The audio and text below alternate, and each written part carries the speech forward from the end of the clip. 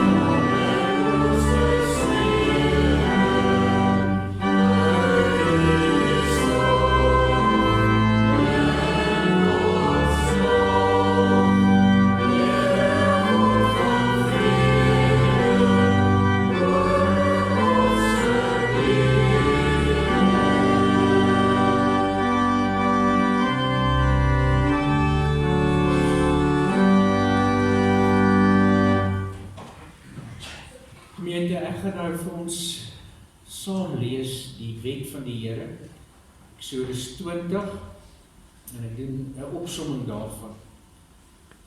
Beginnende by die eerste gebod. Jy mag geen ander gode voor my aangesig hê. Jy mag vir jou geen gesneede beelde maak. Jy mag die naam van die Here jou God nie ydelik gebruik nie. Gedenk die Sabbatdag dat jy dit heilig.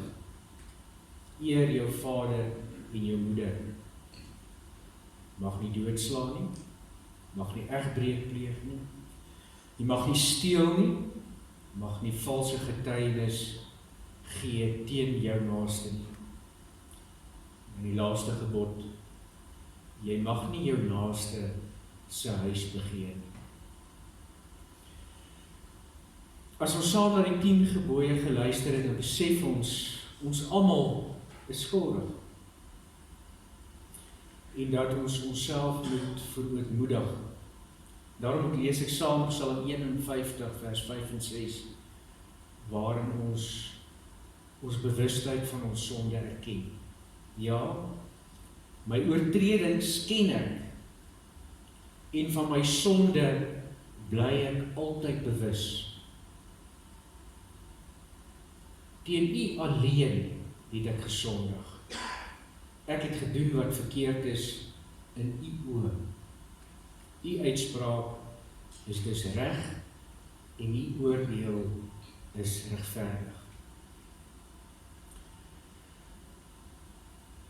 Ons lees U uitspraak, U oordeel is regverdig. Maar dan vind ons ook na die erkenning van ons sonde, die erkenning van die vryspraak waaraan Christus gekom het. Romeine 5 vers 1 en 2.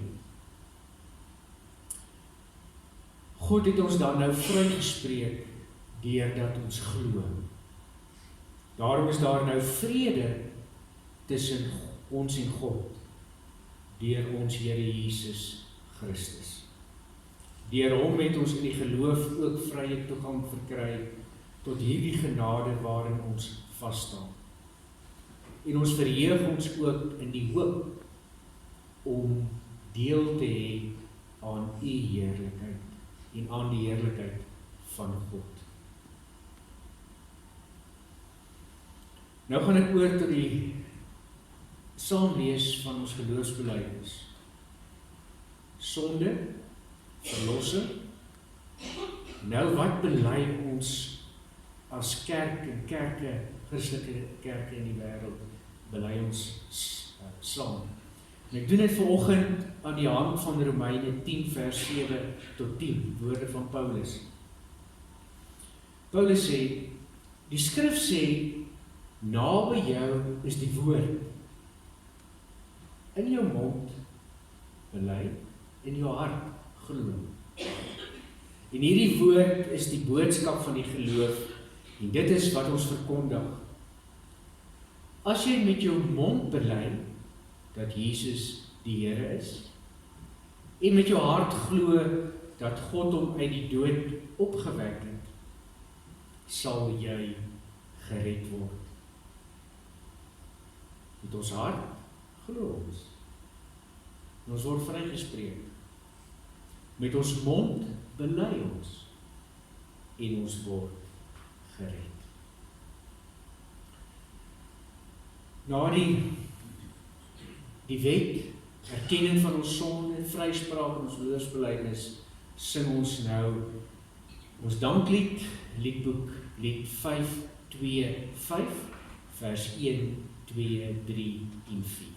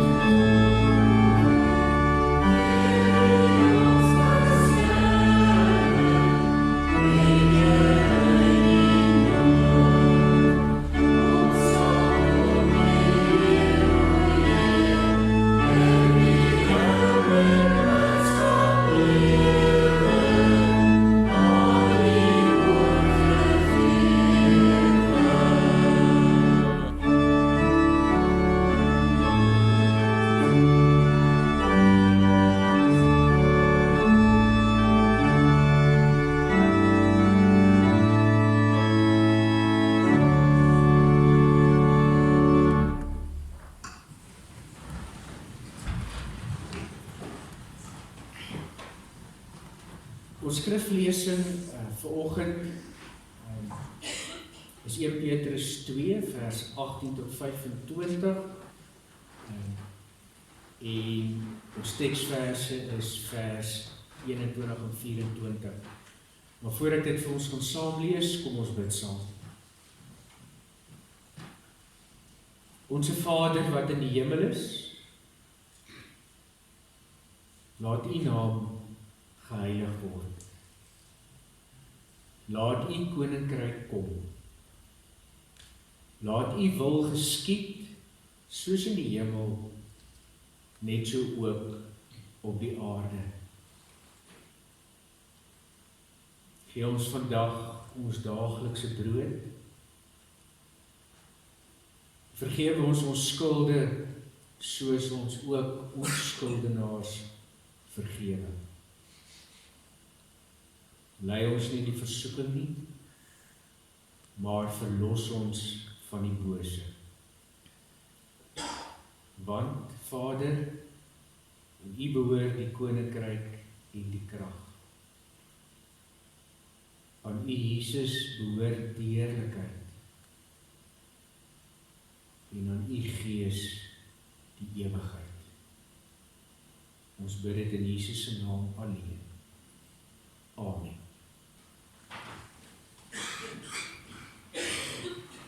Ons lees saam uit 1 Petrus 2 vanaf vers 18. Bediendes, onderwerp julle met die nodige ontzag aan julle werkgewers, of hulle nou goedhartig en vriendelik is, of redelik. Dit is genade as iemand die pyn van onverdiende lyding verdien, omdat hy aan God getrou wil wees. As julle gestraf word wanneer julle oortree, wat 'n verdienste is daarin as julle dit verdra? Maar om lyding te verdra wanneer julle goed doen, dit is genade. Juis hiervoor is julle ook geroep, omdat Christus self vir julle gelei en so vir julle 'n voorbeeld gestel het, sodat julle in sy voetspore kan volg.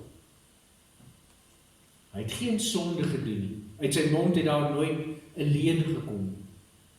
Toe hy beledig is, het hy nie terugbeledig. Toe hy gelei het hy nie gedreig nie, maar alles oorgelaat aan hom wat regverdig oordeel. Hy het self ons sondes in sy liggaam aan die kruis gedra. Daardeur is ons vir ons sondes dood en kan ons lewe aan gehoorsaamheid aan die wil van God. Deur sy wonde is julle genees. Julle het immers soos skape rondgedwaal, maar nou het julle teruggekom na julle herder en die bewaker van julle lewe. Tot sover. Vers 21 lees ons van die lyding van Christus en vers 24 sê vir ons waar het daai lyding plaasgevind, aan die kruis. Daarop gaan ons fokus.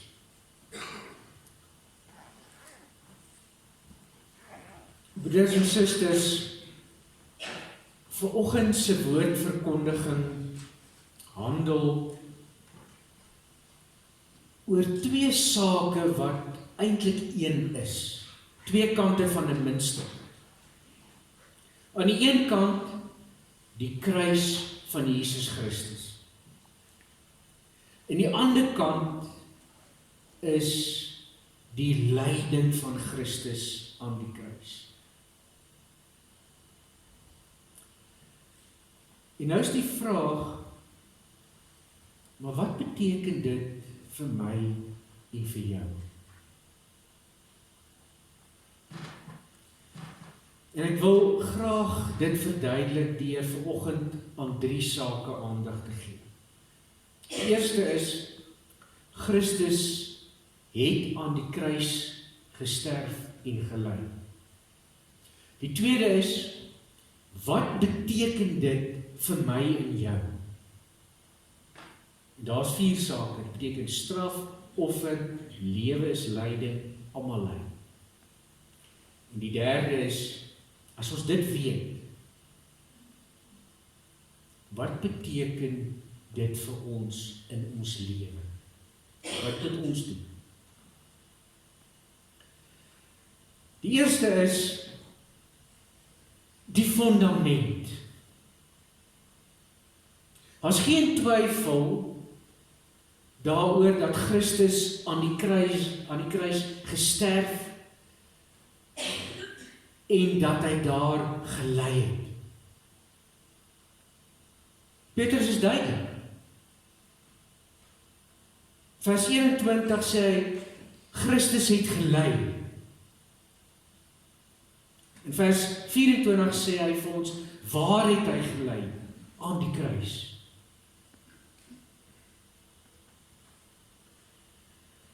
Nou ek erken, oomblik as mens hieroor praat, oomblik as jy oor die kruis en die lyding van Christus wil praat, ontstaan die vraag, maar hoe kan 'n mens? Hoe kan 'n mens oor iets praat waarvan jy die intensiteit nie heeltemal kan verstaan?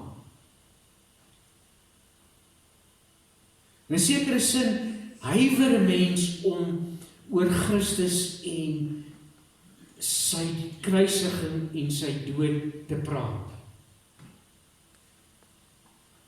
Tog aan die ander kant kan mens, want ons lees dit. En kom ons staan net vir 'n paar oomblikke stil by Jesus se lyding aan die kruis. Die eerste is sy liggaamlike lyding, wat eintlik al begin toe Jesus die kruis kon sien, toe hy op pad was na die kruis, lees ons dat hulle hom met 'n sweep geslaan het, waar daar aan stukkies lood was. En toe hy uiteindelik aan die kruis hang, volgens vers 24, lees ons dat Petrus praat van die wond van Jesus. Die vertaling sê wonde, maar die oorspronklike Grieks sê eintlik, sy liggaam was een wond.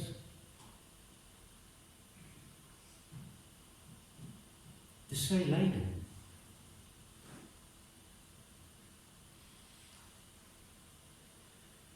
Maar eintlik was hierdie op pad na die kruis sy inleidingsstap. Want agter hierdie gesel is die kruis. Met die spykers deur sy hande en sy voete. Honger, dors, koorsig. Hang aan jou hande en jou voete. Pad na die dood. Maar ook is daar psigiese lyding, of soos die katekismes sê, hy het aan sy siel gelei. En dan dink mens weer, waar dit begin op pad na die kruis, dink mens aan sy psigiese lyding in Getsemane, waar daar staan hy bedroef en angstig geraak, beangs, doodsbenou, so erg dat hy staan daar bloed gesweet het. En uiteindelik die hoogtepunt van hierdie psigiese lyding alleen aan die kruis.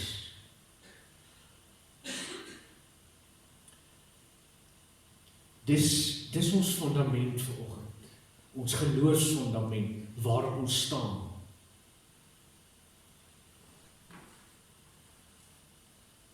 Wat beteken dit? Wat beteken die kruisiging en die dood en die lyding van Christus?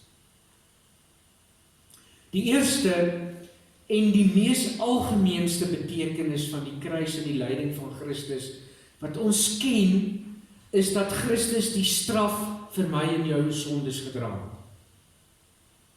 Daar staan in 1 Petrus 2 vers 21, vir julle is hy gekruisig en het hy gelei.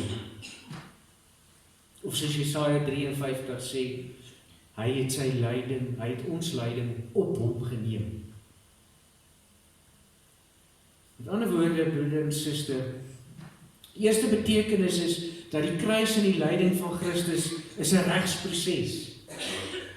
Die mens het gesondig, hy het gedoen wat verkeerd is, en hy verdien die straf vir die sonde.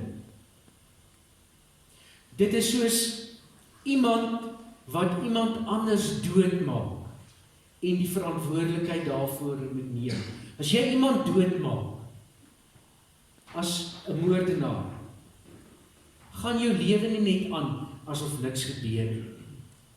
Jy word verhoor en gestraf. En dit het Christus vir my en jou gedoen. In ons plek. Hy het die straf vir ons moord ontvang. Hy het vir ons die vergifnis gebring, die vryspraak wat ons gehoor het. Met die gevolg dat ons nou die hel as tronk gaan vryspraak.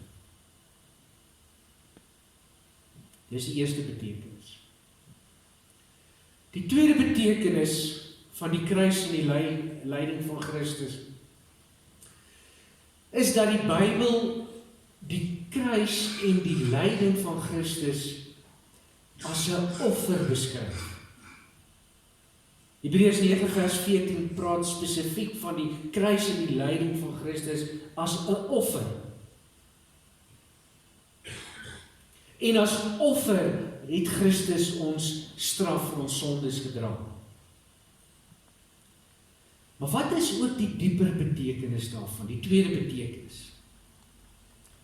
Die gedagte van 'n offer is dat jy iets opoffer. Opoffer beteken dat jy jouself iets ontneem met die doel om in die toekoms iets beter te bereik. Was al reeds waar in die Ou Testament. Hierdie gelowiges iets van hulle self opgeoffer. Hulle tyd, hulle besittings in die sin van hulle het 'n offerdier gevat van hulle eiendom, tempel toe gevat en geoffer.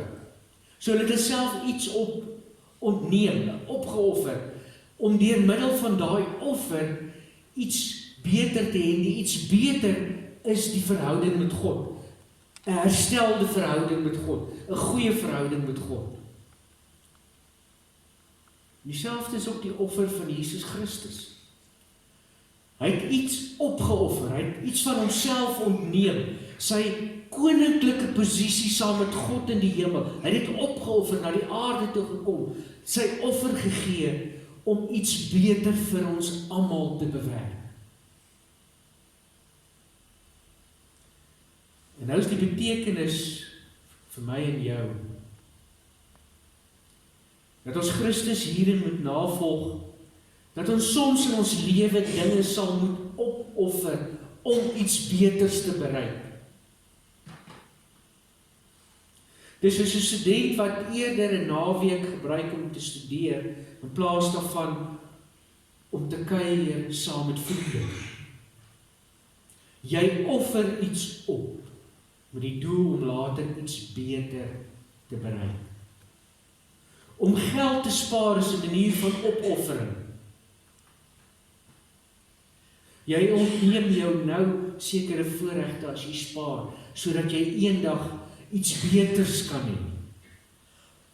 Jy ontneem jou nou sekere dinge met die doel dat daar vir jou in die toekoms 'n positiewe uitkoms sal wees. En dit is die struktuur van die lewe. Niks wat goed en die moeite werd is, kom sonder moeite en opoffering in die lewe.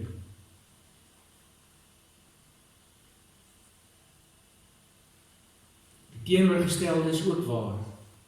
Die mens wat geen offer in die lewe bring nie, sal ook in die toekoms niks goed ontvang of beleef. Dit bring ons by die derde betekenis van die kruis en die lyding van Christus. En dit is die betekenis dat lewe lyding is.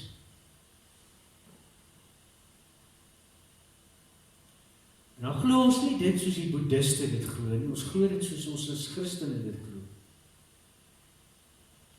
En dis presies wat Christus aan die kruis vir ons ook wou kom sê, kom wys het.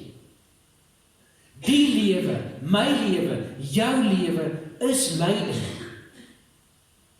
Maar meer, die kruis sê, jou lewe is lyding en sal dit wees totdat jy sterf. Die lewe is 'n sonde vasgevangde lewe waarin daar pynlike dinge gebeur. Intrinsiek tot die lewe, my en jou lewe. Ek ken die bekende vraag wat gereeld gevra word. Why does bad things happen to good people?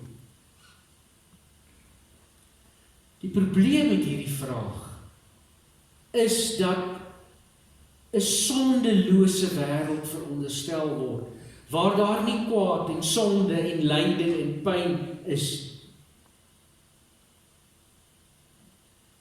Iets wat ons onverwags van buite af binval en toevallig op ons toeval.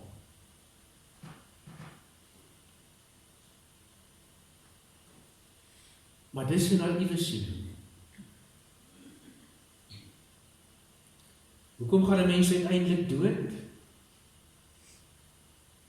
Omdat die lewe lyding is.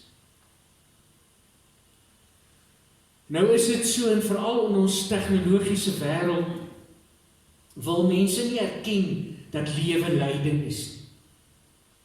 En behalwe dat hulle dit nie wil erken nie, en ons ervaar dit so in ons moderne saamwees in ons land, is swaar en lyding is altyd ander mense se skuld. Ons sien dit in Genesis 3, wat God vra vir Adam na die sondeval, hoekom is jy kaal? Kaal beteken weerloosheid, sondigheid, armoede, swaar kry, lyding.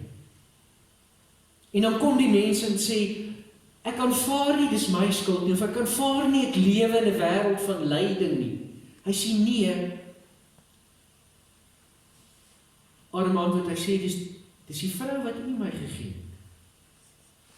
So die swaar wat met my gebeur is of God of ander mense, maar nooit omdat ek in 'n lewe van lyding werk, 'n lewe nie.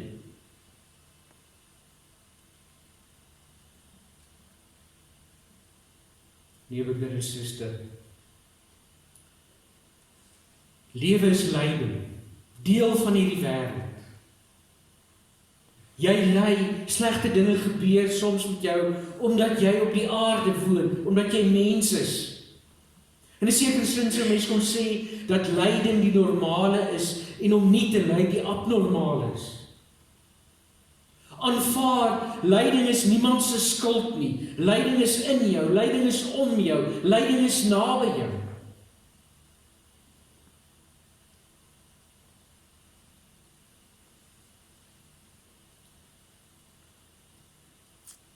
En die vierde betekenis van die kruisiging en die lyding van Christus is almal. Dis wat Christus in die kruis sê. Almal ly. Ons leef vandag in 'n tyd in ons samelewing, Suid-Afrika en die breë westerse wêreld, wat sterk beïnvloed is deur die postmodernisme met sy marxistiese samelewing, beskouing. En hulle maak die bewering dat net sekere mense ly en net sekere mense kry swaar. Dit beteken eenvoudig dat ons samelewing uit twee klasse mense bestaan. Aan die een kant kry jy die arm, aan die ander kant die ryk, aan die een kant man, aan die ander kant vrou, aan die een kant jonk, aan die ander kant oud, aan die een kant swart, aan die ander kant wit. En die een groep is altyd die onderdrukte, en die ander groep is altyd die onderdrukte. Waar net die een groep ly en swaar kry, en waar net die een groep die oorsaak van die ander se lyding is. As jy in 'n sekere groep is, ly jy nie. Kry jy nie swaar nie? Het jy nie pyn nie?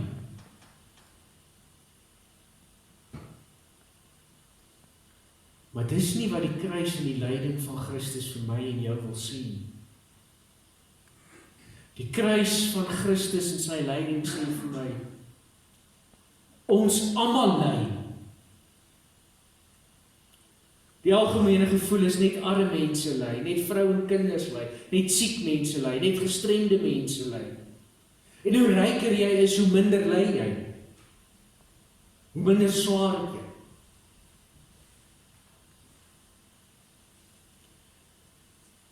Nou wil ek om dit onmiddellik vir u sê, broeder en suster, ek ontken nie armoede nie.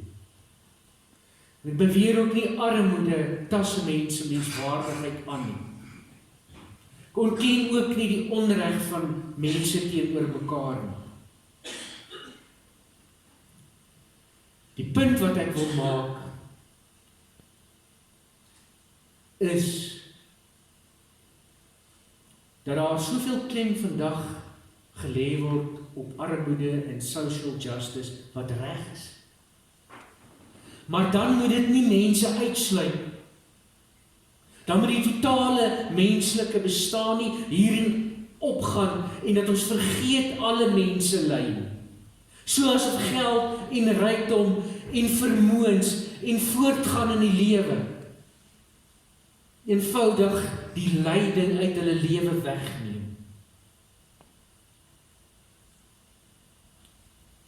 Vat maar hierdie gemeente. U sou daarvan beskuldig word dat u waarskynlik 'n middelklas gemeente is. Is hier lyding in hierdie gemeente?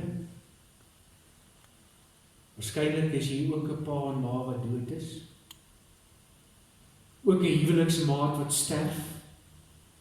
Iemand wat al beleef die hel om 'n kind aan die dood af te gee. Die worsteling met kanker. Lidmate met psigiatriese toestande, depressie is hel, bipolariteit is hel, sosiale angs is hel. Lidmate wat hulle werk verloor het, wat van onderaf ons begin het. Lidmate met huweliksprobleme, probleemkinders. Jy sal besteel, aangerand, gevloek, beledig, en so kan die lys aangaan.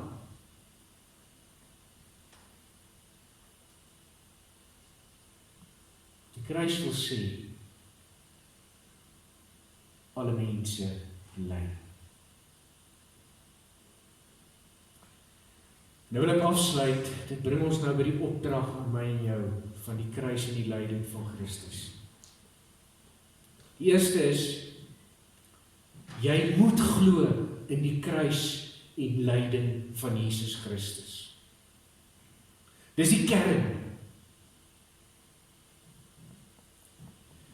Tweedens, sal jy moet offers bring vir jouself en vir die mense om jou. Offer op.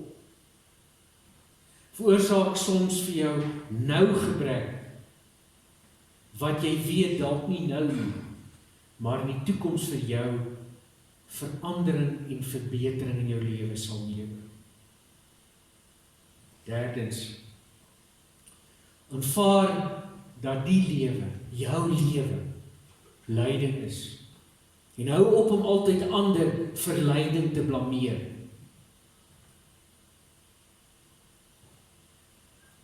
Lewe is lyding. Neem verantwoordelikheid, aanvaar en beveg dit soos Christus aan die kruis. Laastens, sien die lyding van alle mense raak. Ek wil vir jou afsluit met 'n aanhaling uit die boek van Viktor Frankl. Die titel Man's Search for Meaning. En jy weet, Viktor Frankl was 'n psigiater, maar hy was ook 'n gevangene in die nazi-kampe. En hy skryf die volgende: A man's suffering is similar to the behavior of gas. If a certain quantity of gas is pumped into an empty chamber, it will fill the chamber completely and evenly. no matter how big the chamber is. Thus, suffering completely filled the human soul, his conscious mind, no matter what the suffering is great or little. No matter whether the suffering is great or little. Therefore, the size of human suffering is absolutely relative. Amen. Kom ons bid saam. Onse Vader in die hemel, as gemeente en as u kinders wil ons saam bidend ons geloof bely. Jesus het aan die kruis gesterf en gelei. Ons wil u ook daarvoor loof en prys. Vader, wil u ons lei deur die Gees, dat ons dit sal doen wat u van ons vra. Glo in die kruis, opoffer, sal besef dat alle mense ly. Help ons om u na te volg in ons lewe elke dag. Ons bid dit ook vir die gemeente, ons bid dit ook vir die predikantspaar in hierdie gemeente, ouderlinge, diakens, elke lidmaat, oud en jong. U ken ook al die uitdagings in ons lewe in hierdie gemeente, ook in ons land. Wil u vir ons uitkoms gee, en dat ons altyd ons oë gefestig sal hou op Jesus Christus ons Here. Ons bid dit in sy naam alleen. Amen.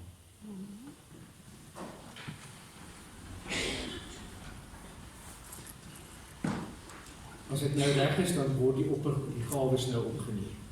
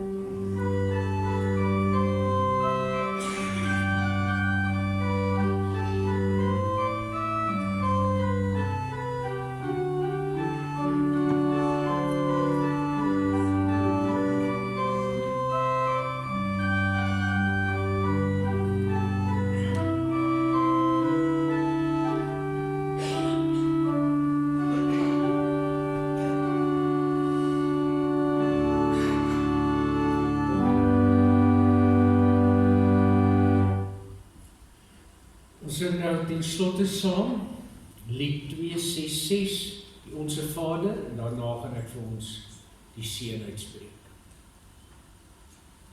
Amen.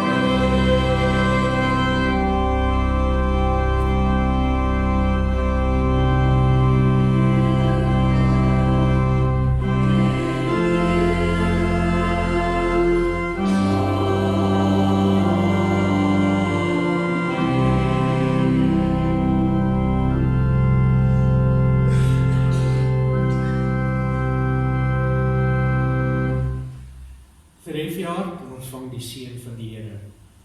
Die genade van die Here Jesus Christus, en die liefde van God, en die gemeenskap van die Heilige Gees, sal by julle almal wees.